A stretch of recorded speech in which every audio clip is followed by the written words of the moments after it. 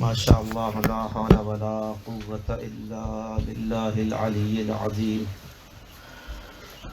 حسبنا اللہ ونعم الوکیل نعم المولا ونعم النصیر اعوذ باللہ من الشیطان الرجیم بسم اللہ الرحمن الرحیم الحمد للہ رب العالمین الحمد للہ الذی لم يتخذ صاحبة ولا ولدا ولم يكن له شريك في الملك ولم يكن له ولي من الذل وكبره تكبيرا الله أكبر الله أكبر الله أكبر ثم الصلاة والسلام على أشرف الأنبياء والمرسلين خاتم النبيين شفيع ذنوبنا وطبيب نفوسنا وحبيب قلوبنا مولانا ابی القاسم محمد اللہم صلی علی محمد وعلی آلہ الطیبین الطاہرین المعصومین المظلومین الذین اذهب اللہ عنہم الرجس وطہرہم تطہیرا اللہم صلی علی محمد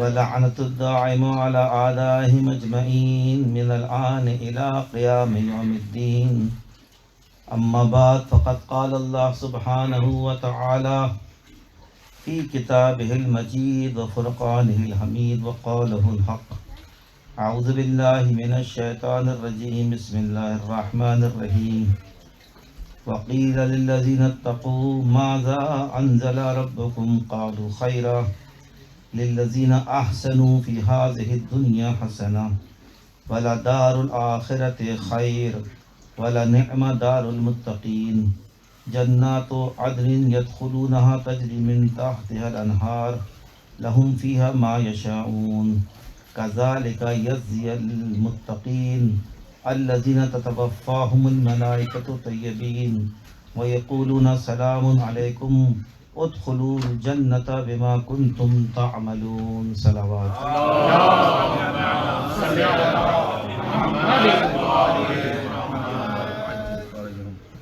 کتنی جلدی وقت گزرتا ہے.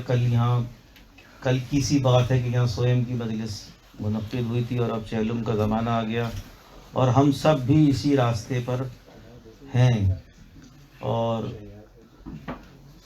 فانی ہیں جسمانی طور پر. جس کے لیے تگ و دو ہے، سارا خرچہ ہے، پریشانیاں ہیں، وہ ختم ہو جائے گا. جس کی طرف توجہ کم ہے ہماری وہ ہمیشہ باقی رہنے والی ہے، یعنی ہمارا اصل وجود، ہماری روح. میں نے یہ آیات نکالی ہیں قرآن سے سفیر بھائی کی والدہ کو ہدیہ کرنے کے لیے، اور کاش کہ یہی نصیب ہم سب کے والدین کا اور ہمارا بھی ہو. ملاحظہ فرمائیں خداوند عالم کہتا ہے کہ جب صاحبان تقویٰ سے کہا گیا کہ پروردگار نے کیا نازل کیا، یہ میری بات نہیں ہو رہی کہ میں کمپلین کروں کہ پتہ نہیں کیا کیا بھیج دیا مجھ پہ عمل کرنے کے لیے، ساری پابندیاں ہم یہ صبح شام کہہ رہے ہوتے ہیں. اللہ نے سب مصیبت ہم پہ ہی رکھی، یہ حلال وہ حرام یہ کھاؤ. لیکن جو پروردگار کے سامنے متقی افراد ہیں، جب ان سے پوچھا جائے گا پروردگار نے کیا نازل کیا، صرف ترجمہ پڑھ لو تو وہ کہیں گے جو کچھ بھی خدا نے ہمیں دیا سب خیر ہے. سبحان اللہ سبحان اللہ. یہ محسنہ کی مجلس ہے، محسنہ ان کا نام ہے، اس لیے میں نے یہ چوز کیا ہے کہ بے شک جن لوگوں نے اس دنیا میں احسان کیا، جو پچھلی مجلس کا ٹاپک تھا عدل، احسان اور ایثار، جنہوں نے جو محسن بنے، نیک اعمال کیے، بھلائیاں کی، ان کے لیے دنیا میں بھی نیکی ہے اور آخرت کا گھر تو بہرحال ہے ہی متقین کے لیے بہترین مقام ہے. وہاں ہمیشہ رہنے والے باغات ہیں جن میں یہ لوگ داخل ہوں گے اور ان کے نیچے نہریں جاری ہوں گی. اور یہ وہ منزل ہے یشا کی. ہم کہتے ہیں ہمیں نہیں پتہ یہ کام ہوگا یا نہیں ہوگا، انشاءاللہ شاء اللہ چاہے گا تو ہو جائے گا. اللہ کہہ رہا ہے کہ میں اس منزل پہ لاؤں گا ان متقین کو. کیا کہنا ہے. میں اس منزل پہ لاؤں گا کہ کیا لہم فیہا ما یشاؤن، اب ان کے لیے وہ ہوگا جو وہ چاہیں گے. واہ واہ واہ، بر محمد وآل محمد صلوات. صلی علی محمد وآل محمد. ہمیشہ رہنے والے باغات کیا عدن، واہ واہ واہ واہ. اس کے بعد اس کے اندر نہریں جاری. اور یہ تو صرف 2-4 باتیں، لیکن اصل میں جو اجر ہے وہ یہ کہ جو تم چاہو واہ واہ واہ واہ. اس سے مانگیں گے کہ جس کے خزانے میں کوئی کمی نہیں ہے، لا محدود. بے شک. جو کن کہتا ہے تو جہاں خلق ہو جاتا ہے، اس سے آپ مانگیں گے انشاءاللہ. کیا کہنے. جو آپ کی شاء ہوگی وہ اللہ پوری کرے گا. سب ان کے لیے حاضر ہوگا. اس طرح صاحبان تقویٰ کو خدا جزا دیتا ہے. اور ان کی ایک نشانی اور بتائی کہ صاحبان تقویٰ کون ہے، کہ جب ملائکہ انہیں اٹھاتے ہیں اس دنیا سے تو وہ پاک و پاکیزہ ہوتے ہیں. سبحان اللہ سبحان اللہ. جب ملائکہ انہیں اٹھاتے ہیں تو وہ پاک و پاکیزہ ہوتے ہیں یہی اس دنیا میں. بے شک. تو جب ملائکہ ان سے ملتے ہیں تو انہیں پیغام دیتے ہیں تم پر سلام ہو اور تم اپنے نیک اعمال کی بنا پر جنت میں داخل ہو جاؤ. مرتے ہی یہ کہا جائے گا. جی بتاتے ہیں. تو میں اس میں کچھ اشعار پیام صاحب کے اس کی مدد سے کہ ماں کے جو درجہ ہے، جو اس کا خلوص ہے، ملاحظہ فرمائیں کہ روشنی دیتا ہے جو، یعنی کوئی بھی احسان کرتا ہے کہیں نہ کہیں واپس ہوتا ہے کہ کچھ ملے اس میں سے. روشنی دیتا ہے جو خود بھی ضیاء مانگتا ہے. روشنی دیتا ہے جو خود بھی ضیاء مانگتا ہے. ہر بشر قیمت اکرام و عطا مانگتا ہے. اپنے موقع پہ ہر ایک اجر وفا مانگتا ہے. جو بھی ہے اپنی محبت کا صلہ مانگتا ہے. پیار سب کرتے ہیں دنیا میں تجارت کے لیے، صرف ایک ماں کی محبت ہے محبت کے لیے. صرف ایک ماں کی محبت ہے محبت کے لیے. اور جب ہمیں کہا گیا کہ رب ارحمہما کما ربیانی صغیرہ، کے مشکلیں سہ کے، تربیت دیکھیں ماں کی کہ مشکلیں سہ کے ہمیں در سے وفا دیتی ہے. شب کے سناٹے میں اٹھ اٹھ کے دعا دیتی ہے. خون دل اپنا یہ ہنس ہنس کے پلا دیتی ہے. اور گوشت کے ٹکڑوں کو انسان بنا دیتی ہے. گوشت کے ٹکڑوں کو انسان بنا دیتی ہے. مانتا ماں کی وہ دولت ہے جو گھٹتی ہی نہیں. باپ تھک جاتا ہے ماں پیار سے تھکتی ہے. باپ تھک جاتا ہے ماں پیار سے. سب کو ضرورت ہے ماں کی کہ عنصر خلق و محبت ہے. محبت سے ہے خلقت ماں کی. ہے محبت جو کوئی شے تو محبت ماں کی. زندگی دیتی ہے انسان کو شفقت ماں کی. باپ سے بڑھ کے ہے دنیا کو ضرورت. دلیل دی انہوں نے کہ باپ کو سے بڑھ کے ہے دنیا کو ضرورت ماں کی. اور یہ آج کے دن سے مل جائے گا. شعر کے زیست عیسیٰ کو ملی باپ کے احسان کے بغیر. زیست عیسیٰ کو ملی باپ کے احسان کے بغیر. دہر میں کوئی بھی پیدا نہ ہوا ماں کے بغیر. صلوات پڑھے محمد والے محمد.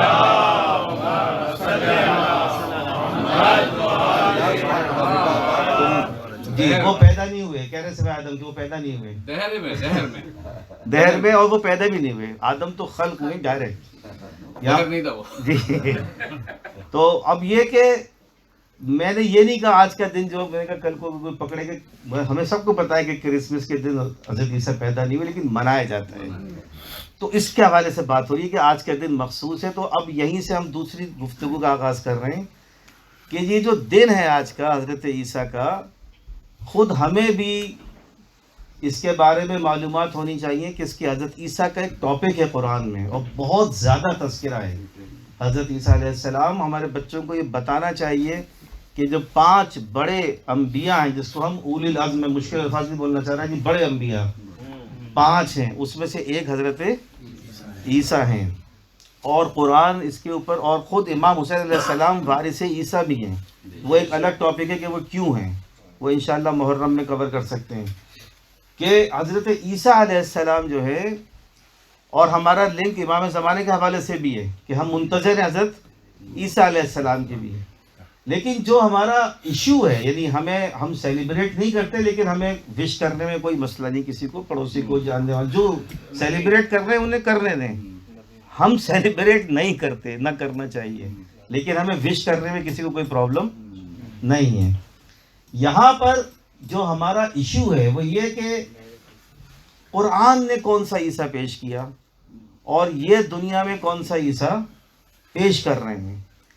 اس میں ہمارے بچوں کو بہت اچھی مضبوطی کی جگہ پہ کھڑا ہونا چاہیے، کیونکہ ہمیں نہیں ہے وہ چیلنج جو بچوں کو درپیش ہے. کوئی بھی ڈیبیٹ ہوگی اپنے ان کے اسکول کالجز میں، وہ ہمیں نہیں پتہ کہ کیا ہو، کیونکہ ہم آہستہ آہستہ، معذرت کے ساتھ عرض کر رہا ہوں، بہت ہی بھاری دل سے یہ جملہ، ہمارا جو مذہبی پورا سسٹم ہے جس میں کہ ہم مصروف ہیں، وہ ریئل ورلڈ سے دور ہوتا جا رہا ہے.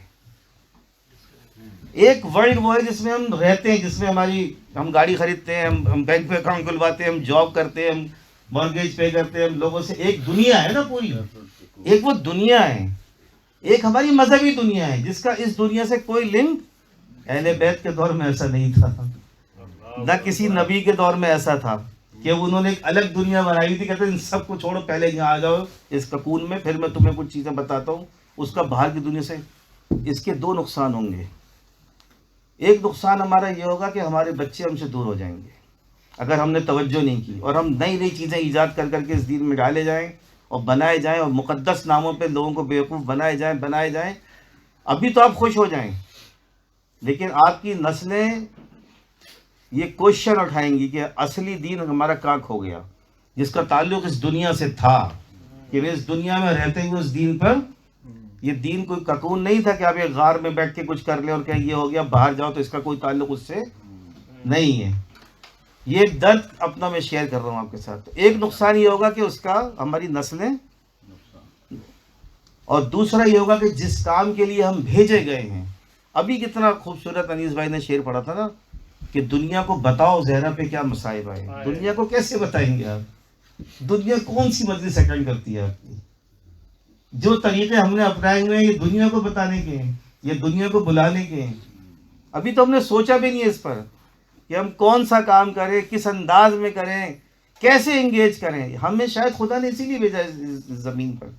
اپنی ذمہ داری کو پہچانے گا. صلوات پڑھے محمد والے.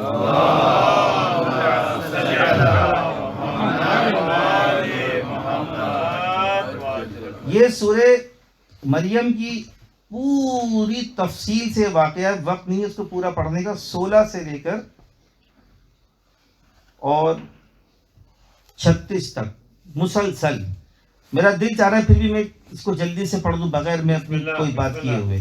اور اس میں بھی آپ کو قرآن میں فکر کرنے کا ثواب، یعنی ہم ایک اجر رسالت ادا کر رہے ہیں، اہل بیت کا ذکر کر رہے ہیں، ہم مرحومہ کی ایصال ثواب کے لیے جمع ہوئے ہیں، ہم سفیر بھائی کی دلجوئی کے لیے جمع ہوئے ہیں، وہ سارے ثواب بھی ہیں.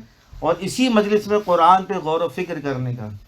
اندازہ کریں کہ خدا سے رسول اللہ سے خدا یہ کہہ رہا ہے، آپ اس کتاب میں مریم کا تذکرہ کیجئے جب وہ اپنے گھر والوں سے الگ ہو کر مشرقی مکان میں آ گئیں. انہوں نے اور ان کے گھر والوں نے لوگوں کی طرف سے حجاب اختیار کر لیا، تو ہم نے اپنی طرف سے اپنی روح کو بھیجا، تو جبرائیل ان کے سامنے مکمل بشری صورت میں ظاہر ہوا. مریم نے کہا، بے شک میں تجھ سے خدا رحمان کی پناہ مانگتی ہوں. یعنی وہ کیا کہیں گے، سوری میں اپنی بات نہیں کر رہا، میں صرف قرآن پڑھنا چاہ رہا ہوں. اگر تو اللہ سے ڈرنے والا ہے میں تجھ سے پناہ مانگتی ہوں. جبرائیل نے کہا، یہ پورا واقعہ حضرت عیسیٰ کی پیدائش ہے. جبرائیل نے کہا، میں تو فقط تیرے رب کا بھیجا ہوا ہوں، اس لیے آیا ہوں کہ تجھے ایک پاکیزہ بیٹا عطا کر دوں. مریم نے کہا، میرا لڑکا کیسے ہو سکتا ہے جبکہ مجھے کسی انسان نے آج تک چھوا بھی نہیں ہے اور نہ میں کوئی بدکار عورت ہوں. جبرائیل نے کہا، تعجب نہ کر، ایسے ہی ہوگا. تیرے رب نے فرمایا ہے یہ کام مجھ پر آسان ہے، اور یہ اس لیے ہوگا کہ ہم لوگوں کے لیے ایک نشانی بنائیں اور اپنی جانب سے رحمت بنا دیں اس دنیا پر. یہ امر پہلے سے خدا نے طے کیا ہوا ہے. مریم نے اسے پیٹ میں لیا اور آبادی سے الگ ہو کر دور ایک مقام پہ چلی گئی.